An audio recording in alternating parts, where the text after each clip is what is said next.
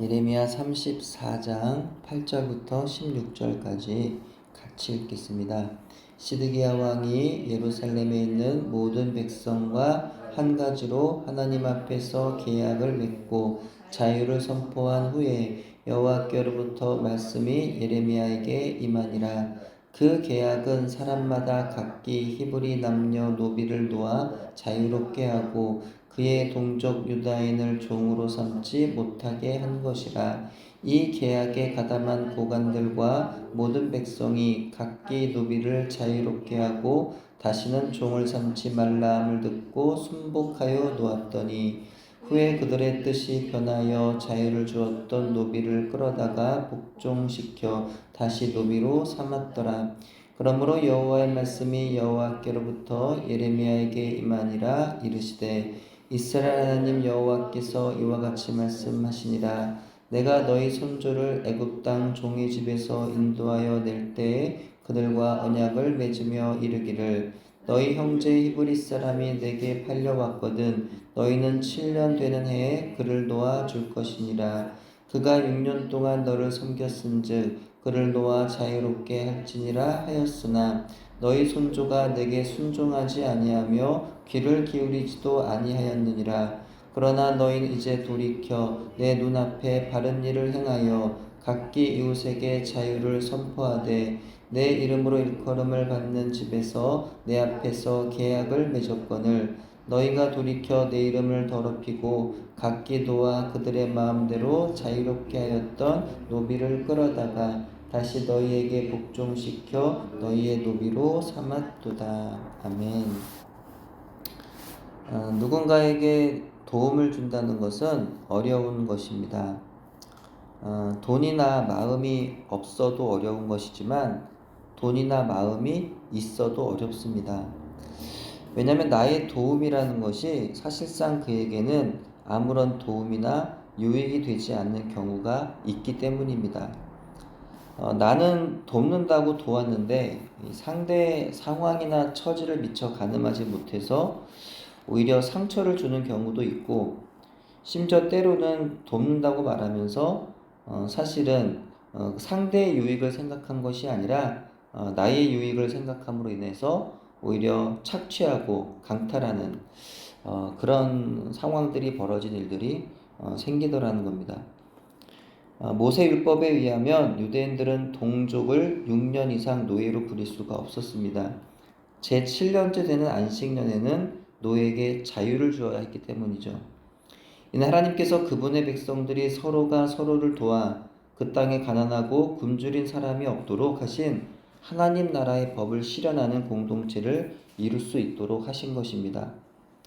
문제는 인간이 악하여서 하나님 나라의 제도가 그 땅에 뿌리를 내릴 수가 없었다는 겁니다. 오늘날에도 이 제도가 현실화된다면 정말 가난한 사람들이 없는 정말 유토피아와 같은 그야말로 하나님의 나라가 실현되는 그런 나라가 될 수가 있다는 거죠. 근데 문제는 사람이 그런 일들을 악하기 때문에 행할 수가 없다는 거예요.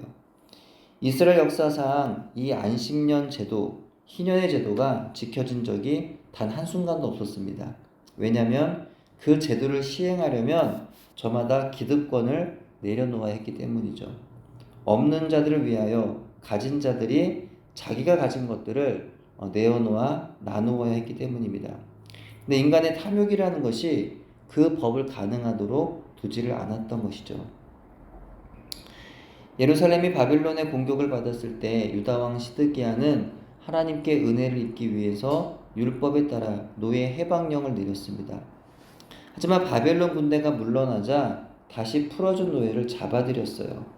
이 하나님의 그 언약 또 하나님의 그 명령에 대해서 또 행했다가 변심하여서 언약을 파기해버리는 그런 무지한 또 그런 어리석음 또 그런 죄를 짓는 것을 봅니다. 또 여기에는 분명히 고관들과 부자들의 정치적인 입김이 작용하였을 것입니다. 시드기야 왕이 노예를 해방시켜 주었던 것이 하나님의 법에 따라 동족들에게 긍휼을 베푼 일인 것처럼 보이지만 사실은 그렇지가 않았다는 거죠.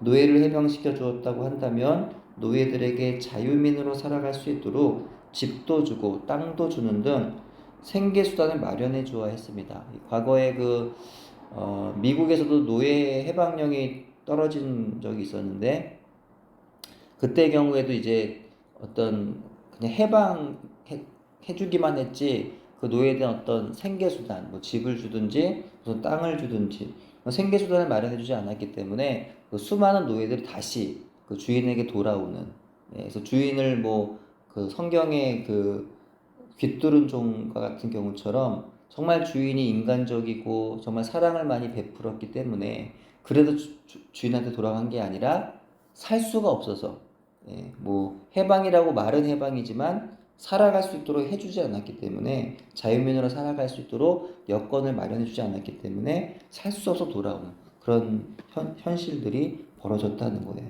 근데 마찬가지로 그런 일들이 당시에도 벌어지지 않았겠느냐.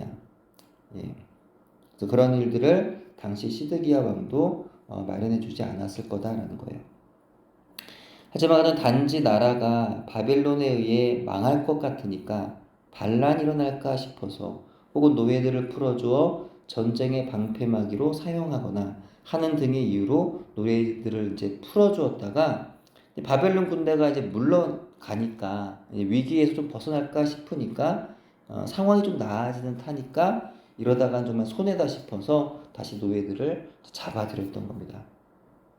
그러니까 당시 시드기야와 고관들, 부자들은 동족 노예들에 대한 하나님의 법을 실천하고자 그들을 풀어준 것이 아니었다는 거예요. 하나님의 언약을, 하나님의 명령을 지키기 위해서, 혹은 그 이웃에 대한, 동족에 대한 사랑하는 마음, 인애의 마음으로 했던 게 아니었다는 거예요. 전혀 노예들을 향한 어떤 긍휼이나 배려가 아닌 착취였고 폭력이었다는 거예요. 하나님은 노예들을 향한 하나님의 법을 버리고 노예들에게 악을 행한 그들을 벌하십니다. 17절 말씀 한번 읽어볼까요? 그러므로 여호와께서 이와 같이 말씀하시니라. 너희가 나에게 순종하지 아니하고 각기 형제와 이웃에게 자유를 선포한 것을 실행하지 아니하였은즉 내가 너희를 대적하여 칼과 전염병과 기근에게 자유를 주리라. 여호와의 말씀이니라. 내가 너희를 세계 여러 나라 가운데에 흩어지게 할 것이며. 아멘. 하나님 이와 같이 칼과 전염병과 기근이라고 하는 재앙을 불순종한 시드기야와 고관들과 부자들, 유다 백성들에게 내리십니다. 왜냐하면 하나님은 고통 중인 형제와 이웃을 돌아보지 아니하고 폭력을 행사하거나 강탈하는 자들을 미워하시기 때문이에요. 하나님을 사랑한다면서 또 하나님의 율법이란 이름으로 형제와 이웃을 고통 속에 있게 한 자들을 하나님은 미워하시기 때문입니다. 때때로 혹시 우리도 하나님의 법을 말하면서 형제와 이웃을 고통 가운데로 내몰지는 않았습니까? 하나님의 사랑을 말하면서 형제와 이웃 사랑에 소홀하고 외면하면서 살아가고 있지는 않은가요? 때로 누군가를 위한다고 말하지만 정작 그 사람의 유익이나 그 사람이 정말 필요한 것이 무엇인지 하는 것에 대해서는 별로 고민하고 생각해 보진 않고 그저 내가 편한 방식으로 행동하지는 않았던 거예요. 과연 우리는 정말 하나님 말씀을 지키면서, 하나님의 언약을 지키면서 살아가고 있는 게 맞을까요? 오늘을 살아갈 때 하나님의 법은 형제와 이웃사랑의 법으로 반드시 이어진다는 사실을 기억하는 저와 여러분 되기를 바랍니다. 하나님 말씀을 실천한다면서 형제와 이웃에게 소홀히 대하거나 배려가 없이 무례히 행하지 않았는지를 돌아보기를 바랍니다. 우리 하나님을 향한 사랑이 삶 속에서 형제와 이웃에게 실천되는 오늘 하루가 되기를 소원합니다. 기도합니다. 하나님, 시드기야 왕은 예루살렘이 포위당하여 함락을 당하기 직전에도 하나님 말씀을 듣는 것을 거부하였습니다. 그래서 그는 결국에 바벨론으로 끌려가는 비극적인 결말을 맞이하게 됩니다. 또한 시드기야 왕의 해방령에 따라서 유다 백성들은 자신들의 남녀 노예들을 자유하게 해주었다가 다시 속박하는 악함을 보여주고 있습니다. 그러나 그 악한 모습이 때로는 우리의 마음일 때가 있는 것 같습니다. 하나님, 오늘 하루를 살아감에 있어서 하나님 말씀을 지키되 헛되이 지키지 않게 하옵소서. 하나님의 마음과 뜻을 잘 깨닫고 분별하여서 하나님 사랑과 형제 이웃 사랑을 잘 실천하며 오늘도 살아갈 수 있도록 인도해 주옵소서. 예수님 이름으로 기도드립니다. 아멘.